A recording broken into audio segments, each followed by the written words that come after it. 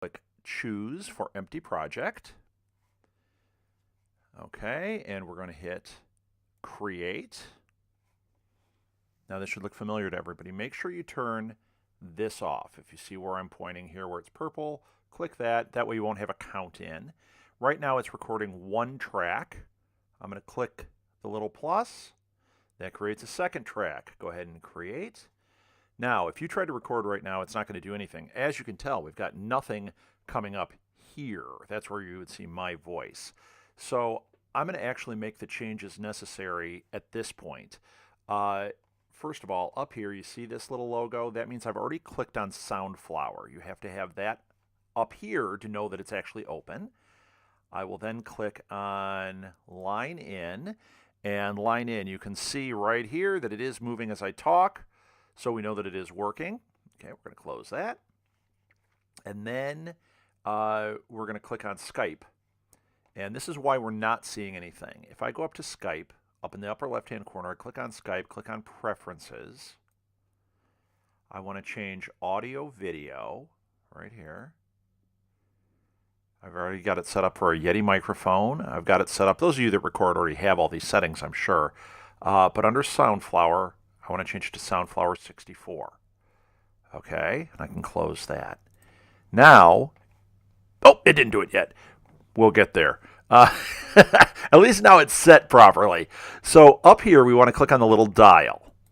Okay, make sure you're clicked on channel 2 or audio 2, whatever. Click on the, I think it's the I. Yep, click on the little I. Okay, right there. And this comes up. For input, channel 2, we're going to change to Soundflower 3. Channel 1 is already set on Soundflower 1. So those are the two settings we want to be at. The next thing we want to do is we want to go up here to track. And you see where it says track header? It's very strange, but it opens up a window that actually has what you need. We need show record enable button.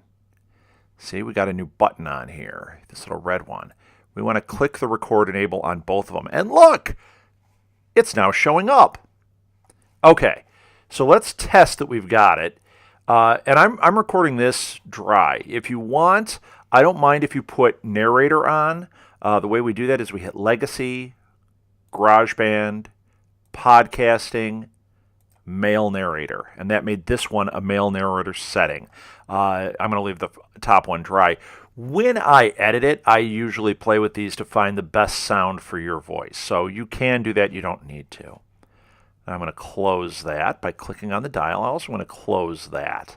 See, now we've got a file to work with. Okay, last thing. We're going to open Skype. I opened Skype test call. I recommend doing this every time because when you do it, you can see if your settings are all right and listen back. So we're going to hit call. And I don't hear anything. Okay, so you click on that, and now I can hear it. I'm going to hit record. And you can see that it recorded right there, and you can see that my voice is recording. That way you can kind of see where the levels are and everything. You want to make sure that you're set up exactly like this.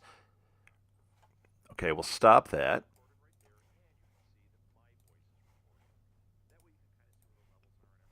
I'm going to sign out on Skype. I'm getting a little bored of my own voice. So, there we go. You can see that it all recorded.